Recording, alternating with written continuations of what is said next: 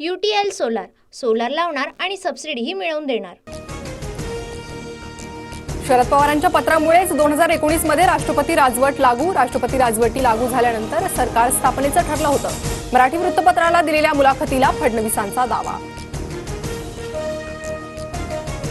सत्ता भाजपची असूनही जर माझ्या सांगण्यावरून राष्ट्रपती राजवट लागत असेल तर फडणवीसांनी माझं राजकीय स्थान ओळखावं।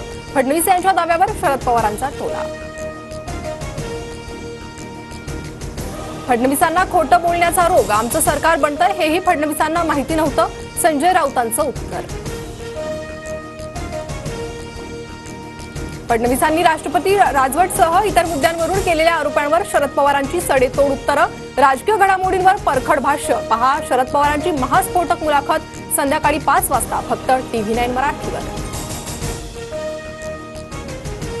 मी महायुतीचा मुख्यमंत्री पदाचा चेहरा नाही, मी मुख्यमंत्री पदाच्या शर्यतीतही नाही, देवेंद्र फडणवीसांकडून स्पष्ट।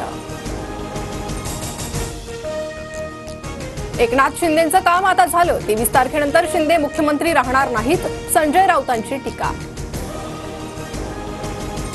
बटेंगे तो कटेंगेचा विरोध करणारे बहुतेक त्याचा अर्थ समजू शकले नाही। हिंदुत्वाला विरोध करणं म्हणजे धर्मनिरपेक्षता असंही काहींचं मत। अजितदादा पंकजा मुंडेंवरील प्रश्नावर फडणवीसांचं उत्तर।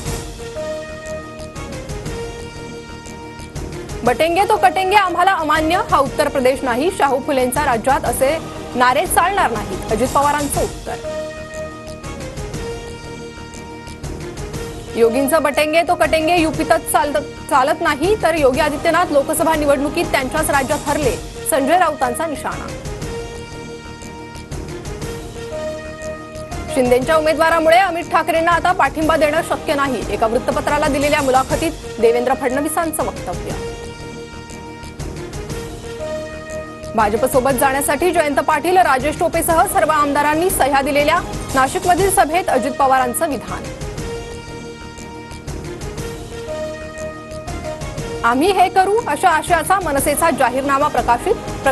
प्रशासनापासून उच्च शिक्षणापर्यंत मराठी तसेच मूलभूत गरजांसह महिला सुरक्षेचा मुद्दा जाहीरनाम्यात। महाराष्ट्राच्या राजकारणात भाषेनंतर आता हातवाऱ्यांचाही स्तर खालावला। पाशा पटेलांकडून जाहीर सभेत अश्लील हातवारे, रोहित पवारांकडून व्हिडिओ ट्विट। सिल्लोडमधील चेकपोस्टवर 19 कोटींचे सोन्या चांदीचे दागिने जप्त, निवडणूक तपासणी पथकाची कारवाई। दागिने जळगावातील नामांकित सराफा ज्वेलर्सचे असल्याची माहिती।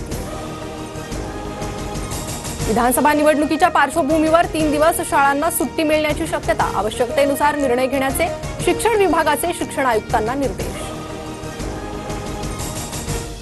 विधानसभा निवडणुकीच्या पार्श्वभूमीवर मध्य रेल्वे 20 नोव्हेंबरला रात्रकालीन विशेष गाड्या चालवणार। CSMT ते कल्याण आणि पनवेल दरम्यान गाड्या सोडण्यात येणार। राज्यात थंडीची चाहूल, मुंबईसह उपनगरात तापमानाचा पारा 20 अंशाखाली, तर नाशिकमध्ये 13 अंश सेल्सिअस तापमानाची नोंद। हैदराबादमधील कॉन्सर्ट पूर्वी गायक दिलजीत दोसांझला नोटीस, तेलंगणा सरकारकडून अटी शर्तींसह दिलजीत दोसांझच्या 3 गाण्यांवर बंदी।